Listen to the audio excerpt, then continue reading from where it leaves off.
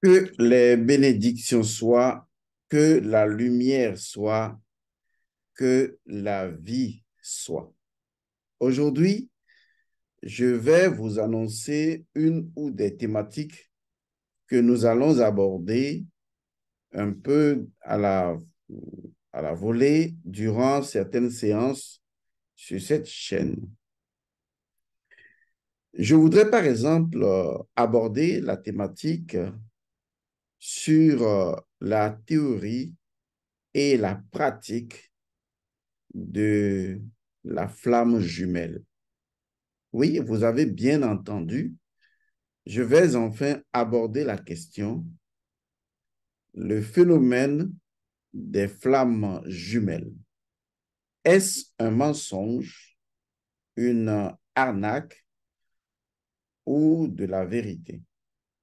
Nous allons épousseter tout ça pour mieux comprendre les choses.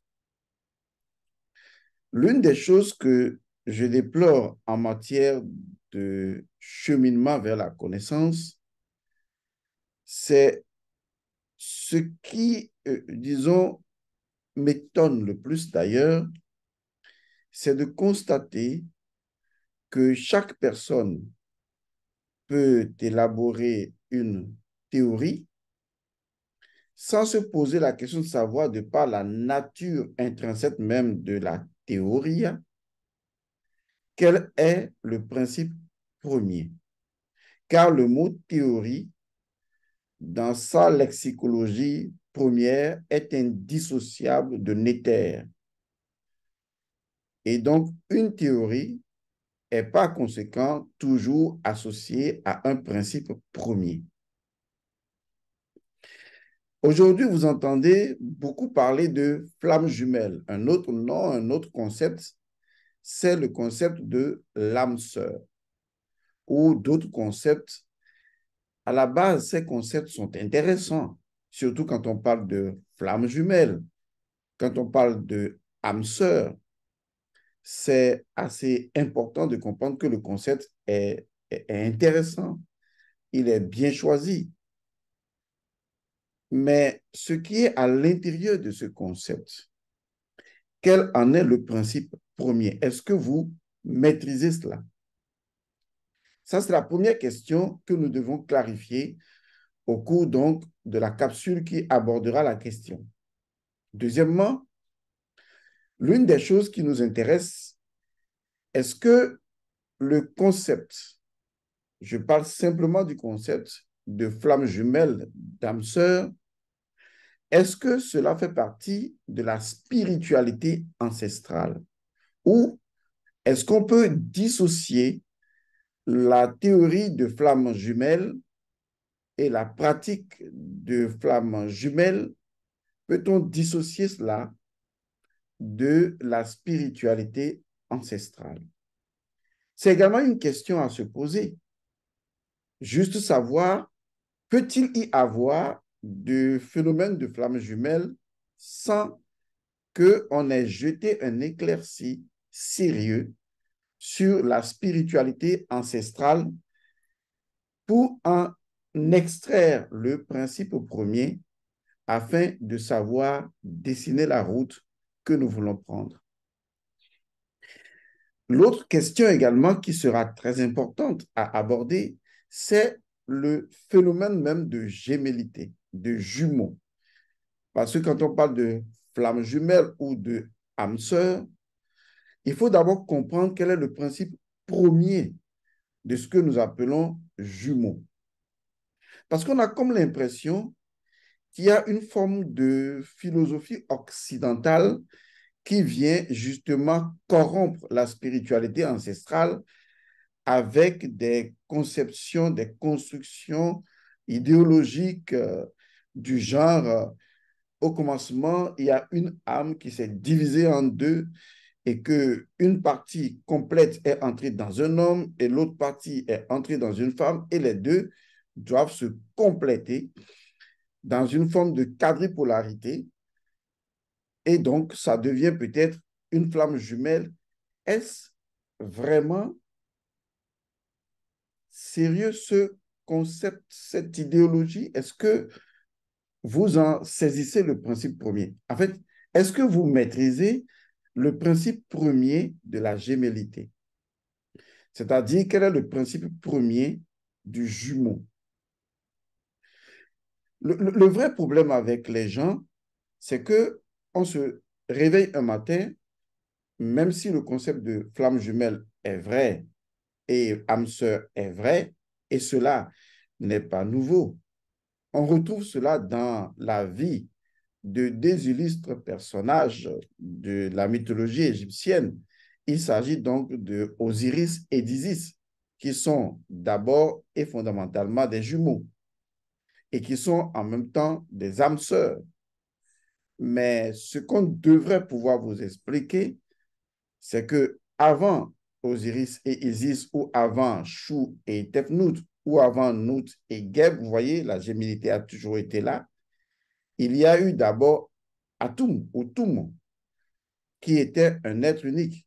Et donc de là, les gens ont imaginé, selon une idéologie purement occidentale, méconnaissant le principe premier de la gémellité, ont imaginé donc que, eh bien, quand une âme va s'incarner sous l'autorité du Créateur, ou je n'en sais rien, eh bien, elle se divise en deux, devenant à nouveau complète chacune des âmes, mais devant se rechercher pour se compléter de façon quadripolaire. Est-ce que cela correspond vraiment au principe premier du jumeau? Parce qu'il faut bien comprendre, si je dois utiliser la même terminologie, il faut comprendre le principe premier de ce qu'on pourrait appeler une flamme jumelle ou une âme sœur. Si vous ne maîtrisez pas ce principe premier, alors vous faites du contenu, du bourrara ou tout simplement de l'arnaque ou du mensonge, dans lesquels les gens se retrouveront forcément piégés. Piégés, c'est le vrai mot, parce qu'il y a toute une démarche. Il y a toute une démarche qui est mise en place, une procédure qui est construite idéologiquement pour vous amener à ce point qui devient des fois dépendant, à ce point où on dit, tu es ma flamme jumelle, tu es ma flamme jumelle, et puis après, ce que l'on remarque, eh bien, il y a des choses qui se produisent, du genre, à un moment donné, ça ne marche plus. C'est comme si il y a eu une fin de l'utopie et chacun s'est retrouvé maintenant face à lui-même, désemparé, abandonné. Ou j'ai entendu des gens me dire, Monsieur Godson, ça ne marche pas avec lui. Et pourtant, la première fois que je l'ai vu, j'ai vu que c'était ma flamme jumelle. Quand vous-même vous dites des choses comme ça, vous savez, en Mina chez nous, dans notre tradition Mina ou Évé, lorsque tu parles et que l'on remarque une certaine incongruité, c'est-à-dire tes propos ne sont pas congruents, il y a une expression que l'on utilise chez nous pour dire on toi et nous n'y, c'est-à-dire est-ce que toi-même tu es conscient d'être conscient de toi-même quand tu dis ça? Est-ce que tu connais? Est-ce que tu as acquis la connaissance de la chose elle-même d'abord? Parce que sans cette connaissance première de la chose elle-même, lorsque vous rentrez dans une procédure dans laquelle vous commencez à vous idéaliser les uns les autres avec un ensemble de mensonges que vous mettez dans des dispositifs de joliesse jusqu'à ce que vous vous approuviez dans vos émotions pour finalement, à un moment donné, être dans une forme de déception totale, on va vous poser la question de savoir, quand vous étiez en train de rentrer dans cette démarche, est-ce que vous étiez entré dedans en tant que connaissant ou bien vous êtes rentré dedans parce que justement, eh bien, ça vous a plu. Il faut donc faire attention non pas au concept de flamme jumelle ou de l'âme sœur ou du principe premier de la gémellité, qui est l'histoire véritable ou la vérité sur l'histoire amoureuse de Osiris et Isis. Est-ce que vous connaissez le principe premier de l'histoire d'amour de Osiris et de Isis? C'est vrai, les histoires de flammes jumelles ne sont pas forcément celles qui aboutissent à une relation de vie de couple. On retrouve cela également dans les relations d'amitié et autres relations. Mais est-ce que, quel que soit le chemin que vous allez prendre, puisqu'on aboutit toujours à ce phénomène élémentaire du yin et du yang, est-ce que, au fond, vous maîtrisez le principe premier du fonctionnement de l'amour entre Osiris et Isis? Parce que là se trouve la clé du principe premier de la flamme jumelle ou de l'âme sœur. C'est là où se trouve le principe premier du principe de l'âme sœur. Il y a dans ce qu'on appelle ce principe un phénomène important sans lequel on ne peut jamais aboutir à la connaissance du principe de l'âme sœur. C'est le principe du retour inévitable à la source. Cela me rappelle un peu l'histoire de Neo dans Matrix, où à un moment donné, l'oracle lui dit tout simplement de retourner à la source. Je vous expliquerai soit dans une capsule ou une série de capsules, ou peut-être dans une formation, s'il s'avérait que cela soit le chemin indispensable pour clarifier et ajouter de la pratique réelle à cela, je vous montrerai que certes, le concept de flamme jumelle ou d'âme sœur, ce sont des concepts intéressants de par l'expression étymologique ou vocabulariste de ces mots. Mais ce qui est beaucoup plus important, c'est justement le contenu. Tant que vous ne maîtrisez pas le principe premier de ce rapport de flamme jumelle, alors vous êtes soit dans un mensonge, soit dans une arnaque, mais pas du tout dans de la vérité. Qu'est-ce qui vous certifie, à part le principe premier, qu'est-ce qui pourrait vous certifier que vous êtes dans la vérité? Est-ce que vous connaissez vraiment vraiment le principe premier de flamme jumelle ou de l'âme sœur?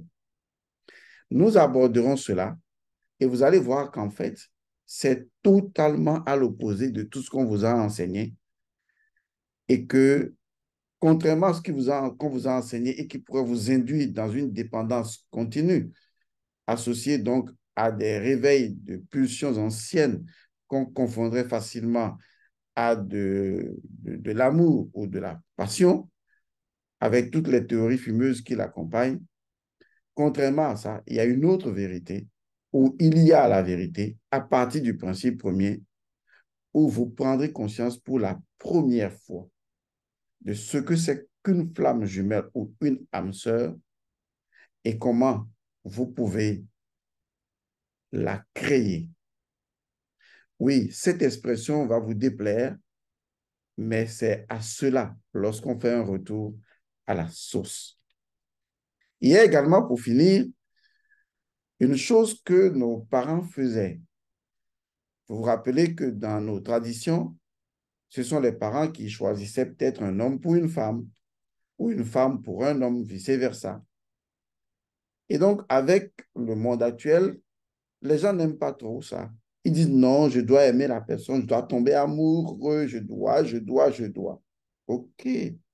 Anyway, on leur a donné ce chemin libre d'être amoureux, d'être indépendant et de faire les choix conscients selon ce qu'ils ressentent.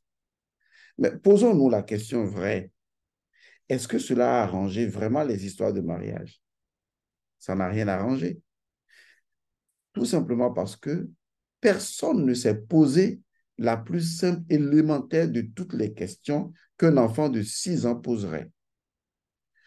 Pourquoi des traditions millénaires avaient-elles choisi de faire le choix d'un conjoint pour une femme ou pour un homme? Qu'est-ce qui les a poussés à cela? Ne connaissaient-ils pas l'amour? Voulait-il obliger l'homme à aimer la femme ou la femme à aimer l'homme?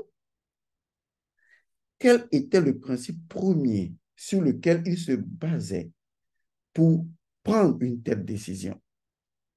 C'est ça qui vous fera savoir que tant que vous ne maîtrisez pas les rouages et les technologies de la spiritualité ancestrale, vous allez vous fourvoyer dans des philosophies incongrues et, in fine, vous n'aurez pas de solution. L'autre sujet que nous allons également aborder sur cette chaîne, c'est ce qu'on entend par un nom kamite. Il y a des gens qui me disent, Monsieur Godson, est-ce que ton nom est kamite? Bon, on passe là-dessus, vous connaissez ma réponse, on s'en fout. Parce que ces mêmes personnes qui portent des noms kamites ne sont pas plus éveillés que leur nom qu'ils portent. Du moins, ils sont beaucoup plus idiots, même s'ils changent de nom. Et donc, on est conscient que le fait de dire qu'on porte un nom kamite ne fait pas de vous des personnes éveillées, spirituellement parlant. Mais là où je voudrais également mettre un pied dans le plat, je ferai une capsule sur le principe premier du nom kamite. Là où je voudrais mettre le pied dans le plat et que cela déplaise à des gens ou pas, c'est quel est le principe premier qui permet à un sachant, Nunyato, à un sachant, de dire voici un nom kamite. Quels sont les éléments qui peuvent justifier qu'un nom est kamite ou pas kamite? D'accord. Moi, mon nom, je l'ai traduit en égyptien, donc ça fait un nom kamite. Cela revient donc à dire que il suffit de changer son nom en égyptien ou de s'approprier un nom de machin au thème qu'on s'ajoute et de dire qu'on est kamite. C'est intéressant. D'accord. Mais s'il en est ainsi, c'est quoi Kama en fait? Kama, c'est quoi? Kama, c'est le continent africain, c'est l'Égypte antique. D'accord, donc je comprends que justement, vous soyez aussi limité dans votre approche. Mais étant donné que tout fonctionne à partir des medunetaires, c'est-à-dire des paroles des Neteru, les Neteru étant donc les principes premiers, il est important de reconnaître que derrière ce que nous allons appeler le no-kamite, il devrait forcément y avoir un principe premier. Et quel est ce principe premier que nous devons connaître pour ne point nous égarer et nous conflictualiser en disant, toi, tu n'es pas kamite, tu n'as pas un no-kamite, moi, j'ai un no-kamite, celui qui n'a pas de no-kamite, il faut changer le no-kamite. Et ça devient du brouhaha que des personnes que je ne veux pas nommer sont en train de faire des promotions avec. Et pourtant, la question demeure. Il y en a qui ont changé de nom pendant 10 ans. Qu'est-ce que cela a provoqué d'éveil spirituel en eux? Rien. Pour la simple raison que ce n'est pas dans le changement de nom que le nom devient kamite. Parce qu'il faut en maîtriser le principe premier qui faisait que nos ancêtres non seulement portaient un nom qui était identifié à la vibration de l'énergie maternelle pour certaines cultures, traditions, mais ce nom devait correspondre à quelque chose pour en faire un nom de Kama. Nous parlerons également de ce sujet pour que les esprits dératés ne s'égarent point et que ceux qui sont avisés, les Nunyato, les sachants, puisse arriver à faire la différence entre le vrai et le faux, à discerner, à devenir déoutil. Je vous remercie d'avoir suivi donc cette capsule annonciatrice de choses intéressantes. Il s'agit donc de le phénomène de flamme jumelle, mensonge, arnaque ou vérité. On en parlera. Et quel est le principe premier qui codifie un nom pour en faire un orcamite? Nous en parlerons et chacun saura où il va, s'il est sachant des choses qu'il entreprend ou s'il est tout simplement un suiveur des choses que les gens lui disent de faire. Je vous remercie et à la prochaine.